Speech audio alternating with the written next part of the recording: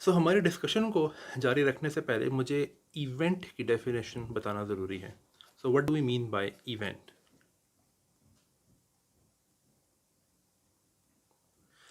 Event जब हम तो आमतौर पे इवेंट की बात करते हैं तो उससे हमारा मतलब ये होता है कि कुछ हुआ है किसी जगह पे और किसी वक्त पे।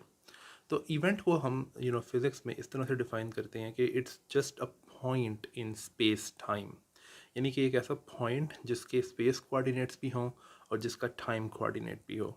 तो स्पेस टाइम में हर पॉइंट को हम एक इवेंट कहते हैं, right? So you can say कि event is a point in space time. और अगर स्पेस टाइम में हम कोई रीजन को डिफाइन स्टडी करना चाहें तो उसको हम कहेंगे सेट ऑफ इवेंट्स, राइट? मिसाल के तौर पे अगर ये सिंगल डायमेंशनल स्पेस अगर मैं लूँ तो ये स्पेस है और ये टाइम है।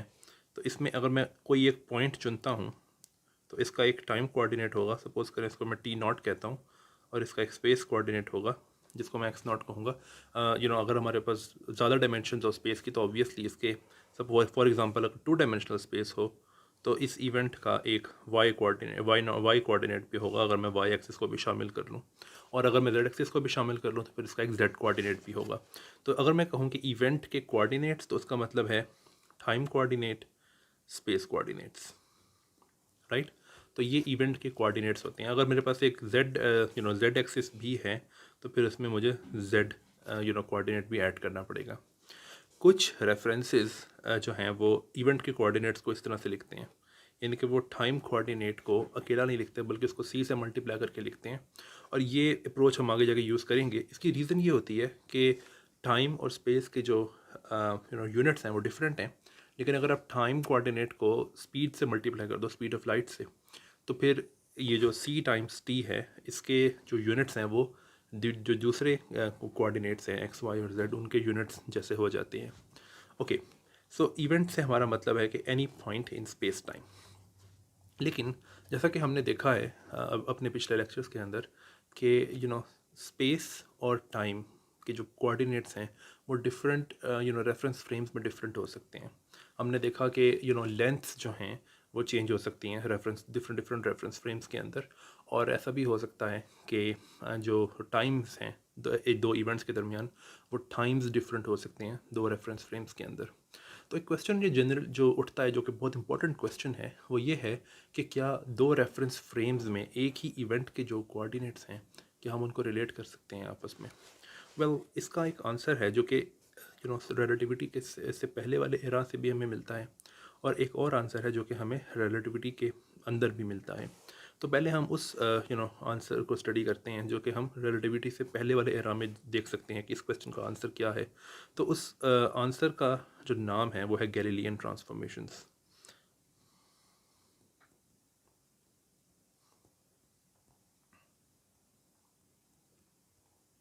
गैलीलियन ट्रांसफॉर्मेशंस ये करती हैं कि दो रेफरेंस फ्रेम्स के अंदर एक ही इवेंट के कोऑर्डिनेट्स को रिलेट करते हैं, लेकिन इसमें अंडरलाइंग अजम्पशन ये होती है कि टाइम सबके लिए सेम तरीके से फ्लो करता है, यानी कि ये जो न्यूटोनियन अजम्पशन है वो ये ट्रांसफॉर्मेशंस मानती हैं।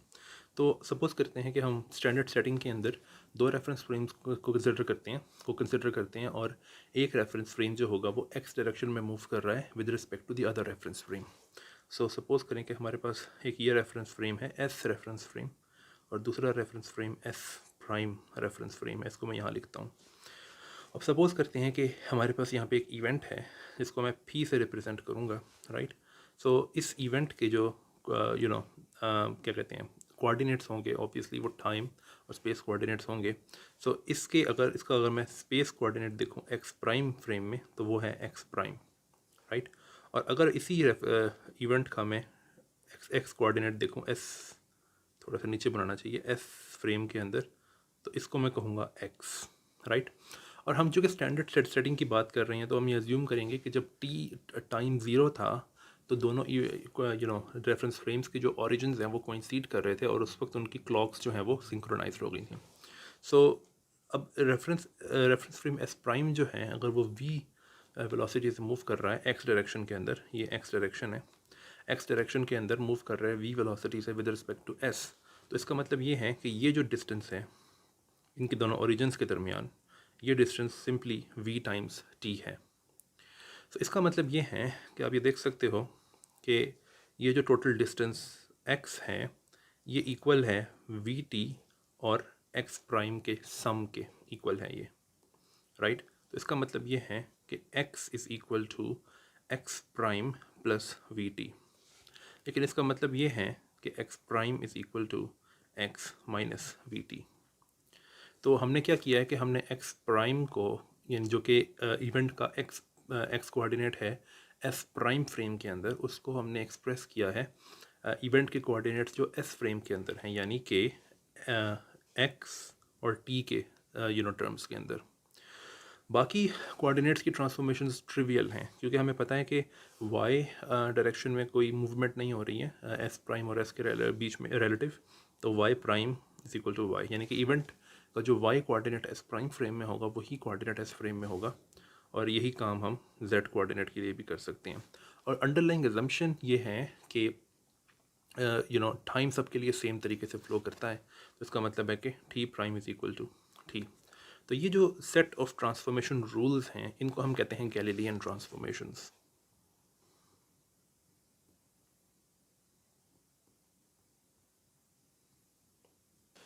सो ये वाली ट्रांसफॉर्मेशंस जो हैं ये वैलिड हैं अगर हम न्यूटोनियन फिज़िक्स को स्टडी कर रहे हैं। अब इसमें जो मसला है गैलीलियन ट्रांसफॉर्मेशंस में वो ये अजम्पशन है कि टाइम सब रेफरेंस फ्रेम्स के लिए सेम तरीके से फ़्लो करता है। तो इसका मतलब है कि ये रिलेटिविटी में ये ट्रांसफॉर्मेशन सही नहीं हो सकती हैं। लेकिन हमें ये पता है कि जो न्यूटोनियन फिज़िक्स हैं उसमें ये ट्रांसफॉर्मेशंस बिल्कुल वैलिड हैं, जिसका ये मतलब है कि अगर हम आंसर ढूंढना चाहें इस क्वेश्चन का कि इन ट्रांसफॉर्मेशंस का एनालॉग क्या होगा जो कि किसी भी स्पीड पे सही हो, यानी कि रिलेटिविटी में जो सही हो, जो कि इस असम्पशन को ना माने कि टाइम सबके लिए सेम फ्लो करता है, उन ट्रांसफॉर्मेशंस को भी लो स्पीड्स के ऊपर इन ट्रांसफॉर्मेशंस पे रिड्यूस कर जाना चाहिए, वरना रिलेटिविटी में कोई फ्लॉ है, राइट। तो अब एक क्वेश्चन आप पूछ सकते हैं कि ओके, सो अगर हम ये एजम्पशन ना माने कि टाइम सबके लिए सेम फ्लो करता है, और जो हमने अभी तक देखे हैं प्रिंसिपल्स रिलेटिविटी के, और जो हमने रिजल्ट्स डिराइव किए हैं रिलेटिविटी के अंदर, जैसे कि टाइम डायलेशन और लेंथ कॉन्ट्रैक्शन, इनको यूज़ करके अगर हम एक सेट ऑफ ट्रांसफॉर्मेशन रूल्स बनाना चाहें तो फिर वो रूल्स क्या होंगे। जिस तरह के यहाँ पे गैलीलियन ट्रांसफॉर्मेशन हमारे पास प्री रिलेटिविटी से आते हैं, तो रिलेटिविटी में जो रूल्स होंगे उनको हम कहते हैं लोरेंस ट्रांसफॉर्मेशंस। तो अब हम उनको डिराइव करेंगे।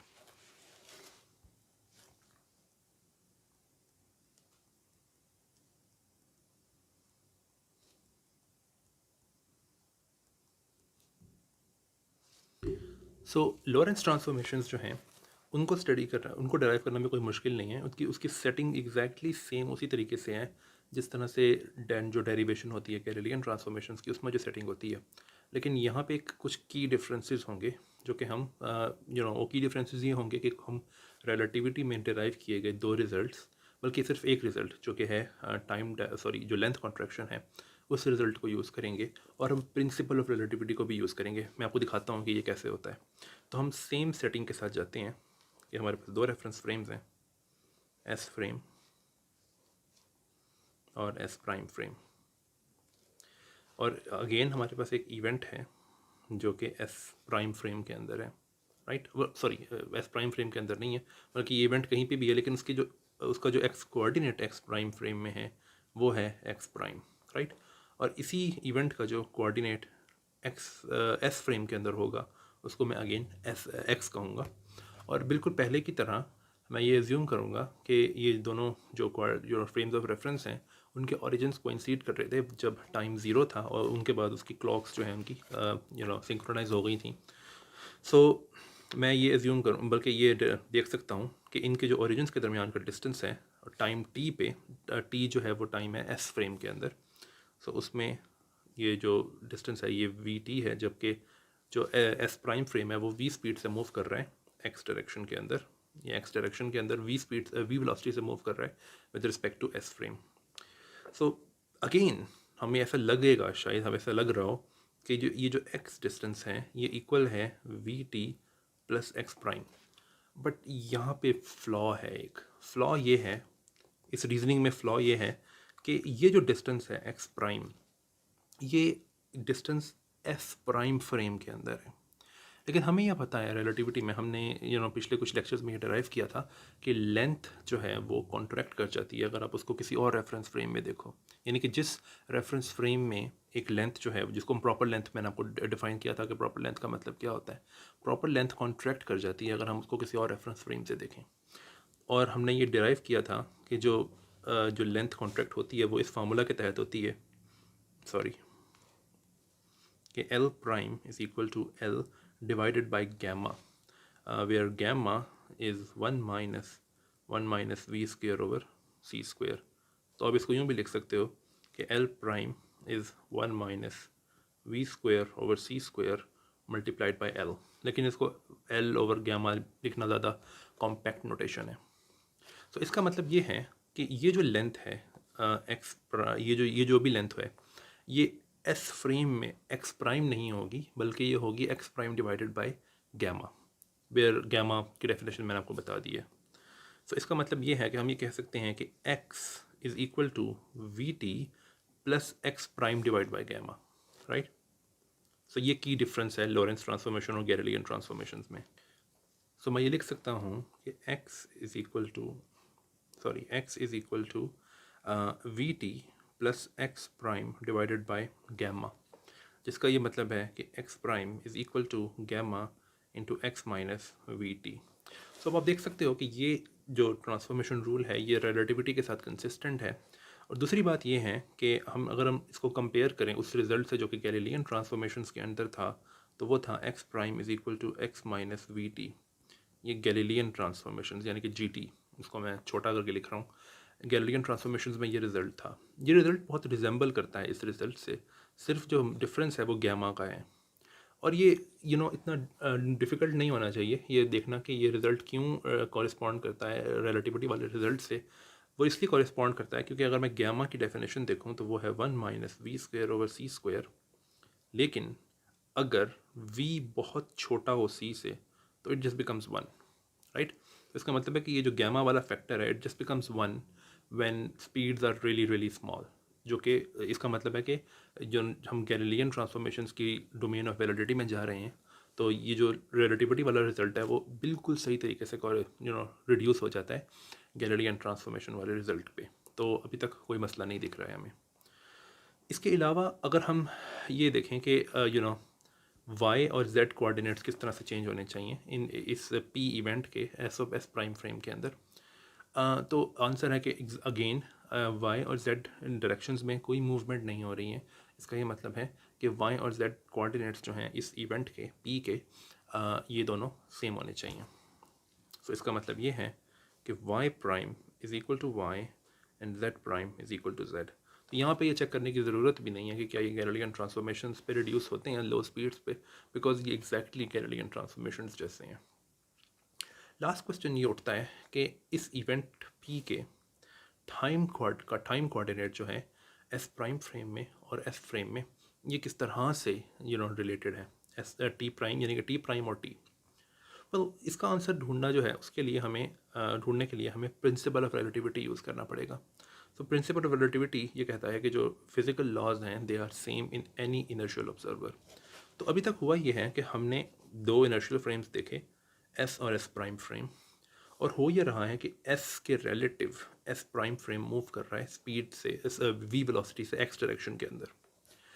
सो अब अगर मैं यही सारा सिनेरियो एस प्राइम फ्रेम से देखूं, तो एस प्राइम फ्रेम के लिए एस फ्रेम जो है वो माइनस वी वेलोसिटी से मूव कर रहा है, ठीक है, एक्स डायरेक्शन में।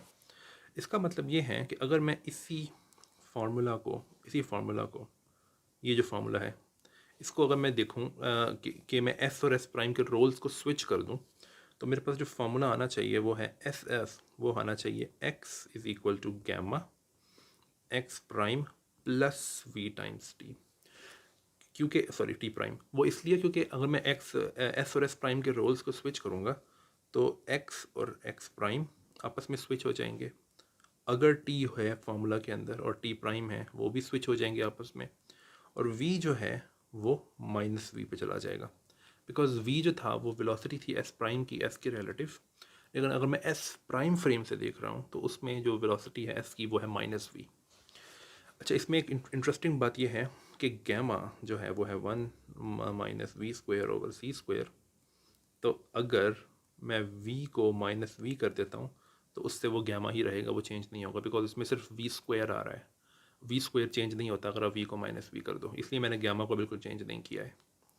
Right, okay. सो अब मैं ये कर सकता हूँ कि मैं इस फार्मूला को कंसिडर करूँ जो कि मैंने ब्लू कलर में लिखा हुआ है, और इससे मैं टी प्राइम के लिए सॉल्व कर सकता हूँ। तो अब मैं ये लिख सकता हूँ कि t prime is equal to x divided by gamma minus x prime divided by v. Right, so इससे बनता है x divided by gamma v minus x prime over v. तो ये मैंने टी प्राइम के लिए सॉल्व किया है, लेकिन मुझे टी प्राइम यानी कि टाइम कोऑर्डिनेट जो है पी का एस प्राइम फ्रेम के अंदर वो चाहिए, कोऑर्डिनेट्स जो पी के हैं एस फ्रेम के अंदर, यानी कि अनप्राइम्ड कोऑर्डिनेट्स के टर्म्स में मुझे चाहिए टी प्राइम। लेकिन यहाँ पे तो एक्स प्राइम आ रहा है, तो मुझे एक्स प्राइम नहीं चाहिए राइट हैंड साइड पे।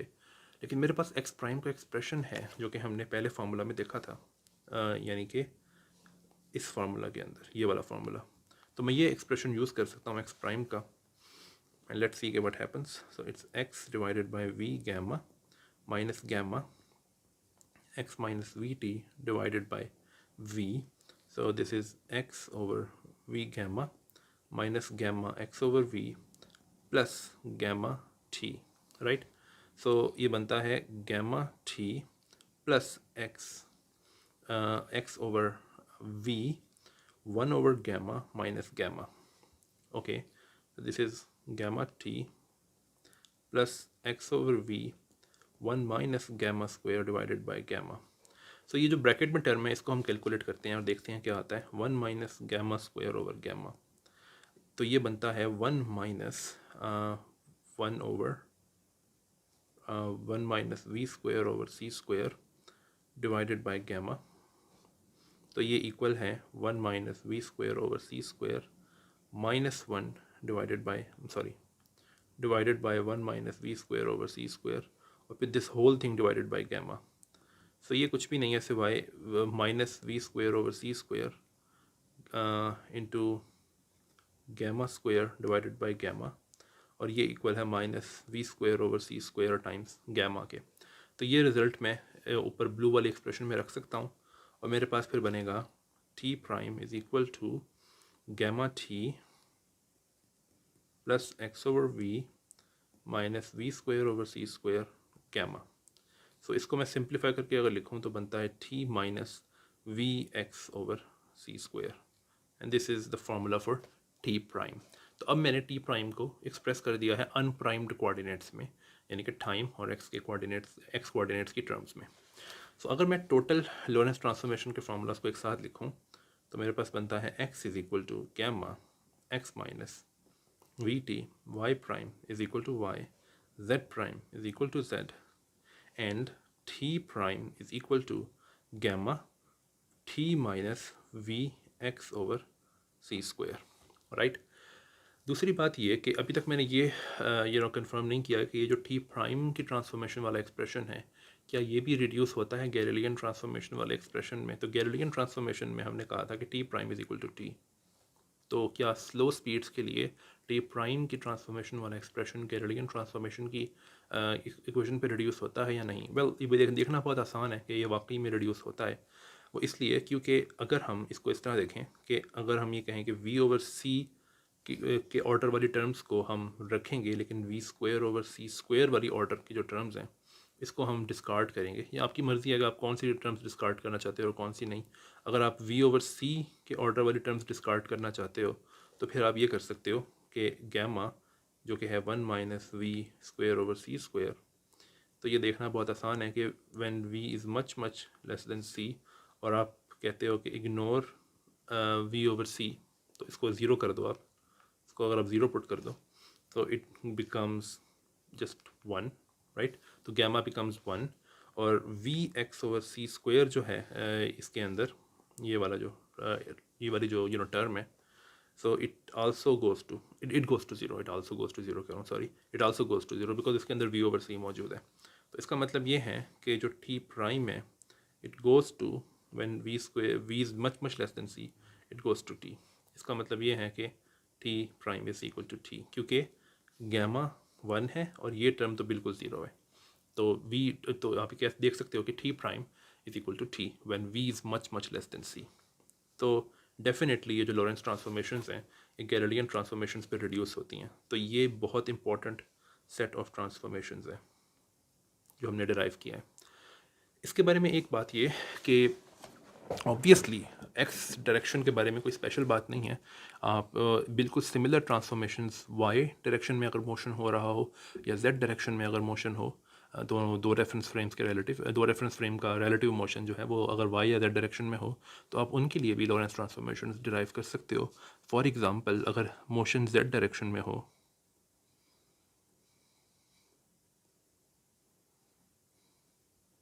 तो जो लॉरेंस ट्रांसफॉर्मेशंस होंगी वो इस तरह से होंगी कि एक्स कोऑर्डिनेट चेंज नहीं होगा, वाई कोऑर्डिनेट चेंज नहीं होगा, लेकिन जो जेड कोऑर्डिनेट है वो इस तरह से चेंज होगा।